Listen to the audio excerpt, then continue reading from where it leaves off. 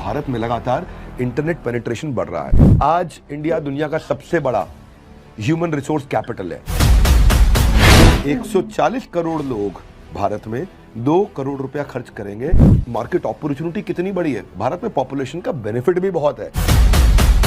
आज 192 देशों में हम 5वीं सबसे बड़ी इकोनॉमी है, यानी कि हमने 187 देशों को पीछे भी तो किया है। क्या हुआ, पाकिस्तान खत्म, नेपाल खत्म, बांग्लादेश खत्म, श्रीलंका खत्म, साउथ एशिया में तो हम सबसे मजबूत हैं। नमस्कार, आप देख रहे हैं बिज तक और मैं हूं आपके साथ डॉक्टर तन्वी सिन्हा। आज हमारे साथ एक खास मेहमान जुड़े हैं। हमारे साथ है doctor Vivek Bindra, founder and CEO of बड़ा बिजनेस। वो बहुत ही पॉपुलर मोटिवेशनल स्पीकर है, साथ ही उन्होंने 10 से ज्यादा वर्ल्ड रिकॉर्ड बनाए हैं। बहुत बहुत स्वागत है डॉक्टर विवेक जी हमारे प्लेटफॉर्म पर आपका। धन्यवाद, थैंक यू तन्वी देवी।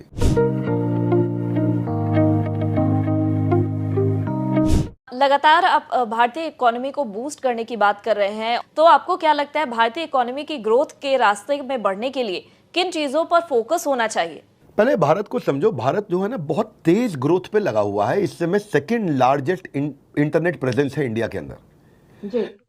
तन्वी, 3 नए भारतीय हर सेकंड में इंटरनेट ज्वाइन कर रहे हैं। हर सेकंड मतलब हर क्षण, हर पल 3 नए भारतीय इंटरनेट ज्वाइन कर रहे हैं, और उन 3 में से 2 गांव से आते हैं। 11% दुनिया की पॉपुलेशन हमारे गांव में रहती है जो इंटरनेट पे आ रही है। एक कितना फर्क आने वाला आप समझ लीजिए। जितनी देर में मैंने ये बात करी है ना, उतनी देर में अब तक लगभग 12 लोग इंटरनेट में और आ गए हैं। अब मैंने इतनी बात आपसे बोली, 3 लोग इंटरनेट और ज्वाइन कर गए हैं, और इतना बोलने पे फिर 3 ज्वाइन कर गए। यानी कि भारत में लगातार इंटरनेट पेनिट्रेशन बढ़ रहा है।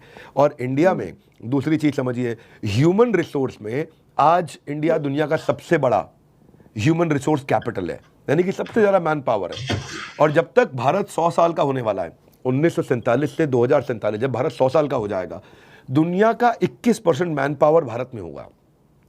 तो अगर इतनी बड़ी मैन पावर है और इंटरनेट पेनिट्रेशन है, तो इनको स्किल चाहिए, और स्किल है तो फिर क्या मुश्किल है, बस इनको काम करने लायक बना दे। और दूसरा, और फॉरेन इन्वेस्टर्स और फॉरेन बिजनेसेस को इंडियन पॉलिसीज को प्रोटेक्ट करते हुए, इंडियन बिजनेस को प्रोटेक्ट करते हुए दुनिया भर से पैसा और बिजनेस यहाँ आए, फट से इकोनॉमी ग्रो करेगी। अगर ये मैन पावर रेडी हो गई हमारी, तो इस मैन पावर की रेडीनेस पे काम करना चाहिए और दुनिया भर के बिजनेस को लाना चाहिए।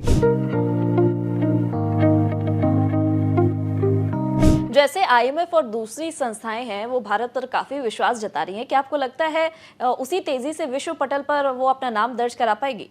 भारत क्यों नहीं करा पाएगा? भारत तो विश्व पटल पर नाम दर्ज करा चुका है।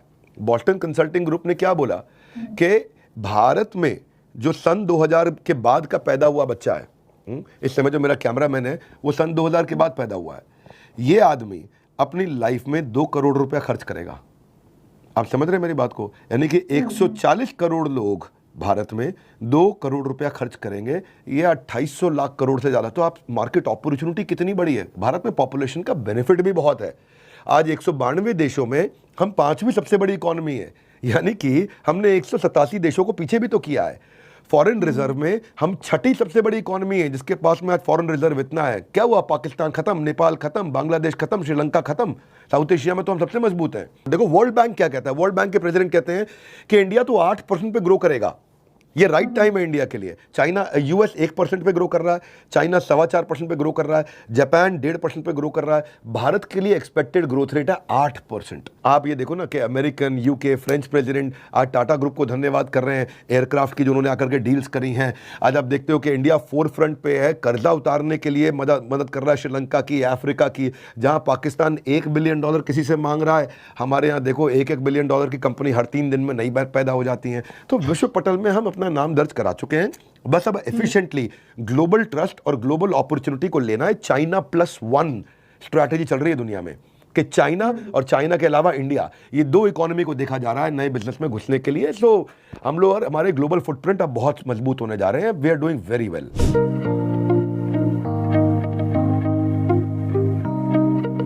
भारत के पोटेंशियल का सभी लोहा मान रहे हैं। अब धीरे धीरे लोगों का बिजनेस के प्रति भी रुझान बढ़ रहा है। आप बिजनेस या स्टार्टअप कल्चर को लेकर क्या कहना चाहेंगे? बिजनेस स्टार्टअप कल्चर को लेकर मैं कहूंगा कि इंडियन स्टार्टअप इकोसिस्टम दुनिया का तीसरा सबसे बड़ा है। 77,000 स्टार्टअप हमारे यहाँ रजिस्टर हो चुके हैं। $400 बिलियन की इनकी वैल्यूएशन है। आपको मैंने बताया नहीं रेफरेंस क्या है, पाकिस्तान $1 बिलियन मांग रहा है, हमारे यहाँ केवल छोटे छोटे स्टार्टअप ही $400 बिलियन के हो गए हैं। इंडिया में 13 करोड़ MSMEs हैं। हमारी 40% मैन पावर को, ये 40 करोड़ लोगों को हमारे देश में नौकरी दे रहे हैं ये जो हमारे MSME छोटे व्यापारी हैं। तो इस समय इंडियन GDP का 2/3 डोमेस्टिक डिमांड यहीं से ही कंज्यूमर, इंडिया बहुत बड़ा खुद का कंज्यूमर भी है। तो जितने ज़्यादा एंटरप्रेन्योर आएंगे हमारा ग्लोबल डोमिनेंस उतना ज़्यादा बढ़ेगा। मैं ये चाहूँगा कि जब भी कोई स्टार्टअप इकोसिस्टम में काम करने आता है तो उसको ग्रोथ एट एनी कॉस्ट नहीं करना चाहिए। उसको टॉप लाइन यानी रेवेन्यू, बॉटम लाइन यानी प्रॉफिट, इन दोनों पे ध्यान रखना चाहिए। पिछले 1 साल में कुछ गड़बड़ी भी हुई हैं भारत में। बहुत सारे स्टार्टअप ऐसे थे जो केवल ग्रोथ पे लगे रहे। तो पेटीएम इसीलिए गिर गया, नाइका इसीलिए गिर गया। जैसे ही IPO पे जाते हैं ये लोग गिर जाते हैं। तो सक्सेसफुल बिजनेस मॉडल होना चाहिए जिसमें कैश, ग्रोथ, प्रॉफिट तीनों हो। ये नहीं कि केवल ग्रोथ होती रहे तो कैश और प्रॉफिट नहीं हुआ। देखिए ना ओयो के साथ भी क्या हुआ, $10 बिलियन पार करके फिर $4 बिलियन पे आ गए वो। तो जब ये तीनों चीज़ें मजबूत होंगी तभी हमारे जो है स्टार्टअप्स आगे जाएंगे।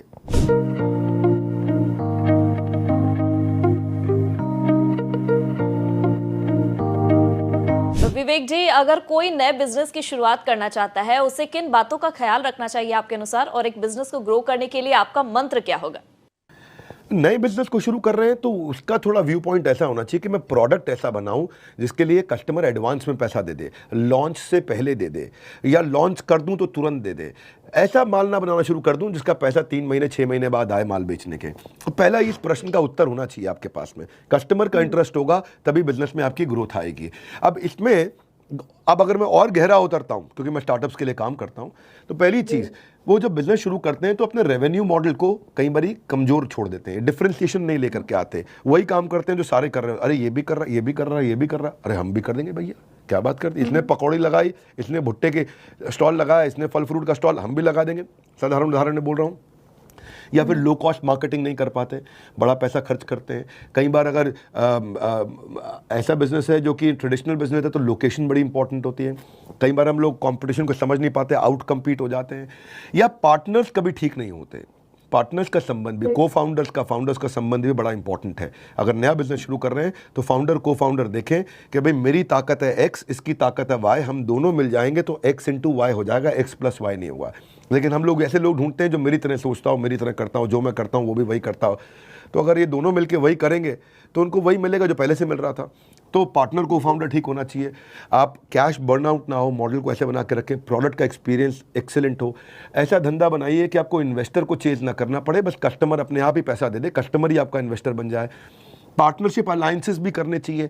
कॉम्पिटिटिव एडवांटेज से ज़्यादा अच्छा है कोलैबोरेटिव एडवांटेज। क्या मेरा कोई पार्टनर बन सकता है? जैसे मैकडॉनल्ड्स का पार्टनर कोका कोला है, डोमिनोज पिज्ज़ा का पार्टनर पेप्सी है। क्या आपका कोई पार्टनर बन सकता है? इसके अलावा इसी बिजनेस में घुसिए जहाँ पैशन है। पैशन और पैसे में पैशन को ऊपर रखिए। ये देखिए कि मैं टारगेटिंग पोजीशनिंग ठीक करूं, कर्जे के धंधे में ना चले जाऊं, प्रॉफिट और कैश फ्लो ठीक हो, मेरा फोकस बना रहे। अगर मैं ट्रेडिशनल बिजनेस में हूं तो इन्वेंट्री मेरी ब्लॉक नहीं होनी चाहिए। ये कुछ चीज़ें हैं जो मैंने बताई हैं। अगर ये व्यूअर देख रहे हैं तो इनको वीडियो को घुमा के भी देखना चाहिए। इनफैक्ट मैं आपको एक और सजेशन दूंगा। आप जब ये वीडियो पब्लिश करेंगे या मैं पब्लिश करता हूँ तो मैं नीचे एक लिंक दूंगा। अगर किसी ने नया बिजनेस शुरू करना है तो उस लिंक पर जाइए। मैं एक फ्री वेबिनार करने जा रहा हूँ नया बिजनेस शुरू करवाने के लिए। संडे के दिन ये वेबिनार करूंगा और इस वेबिनार में साथ में आपको सेल्स मार्केटिंग का फ्री कोर्स तो दे ही रहा हूं, लेकिन इस फ्री वेबिनार के माध्यम से मैं कई सारे लोगों को मुफ्त में नया बिजनेस शुरू करने की कुछ स्ट्रैटेजी देने वाला हूं। एक फ्री वेबिनार भी करूं तो आपके माध्यम से ये खुशखबरी भी चली जाए। जी बिल्कुल डॉक्टर बिंद्रा, आपसे तो सीखने के लिए हमारे पास बहुत कुछ है, क्योंकि आप लगातार बिजनेस और स्टार्टअप से जुड़े लोगों को मेंटर भी करते रहे हैं। ऐसे में ये वक्त तो बहुत ही कम है आपसे इन सब चीज़ों के बारे में सीखने और जानने का। बिजनेस और स्टार्टअप को लेकर भी हमें गाइड किया, उसके लिए आपका बहुत बहुत शुक्रिया। धन्यवाद।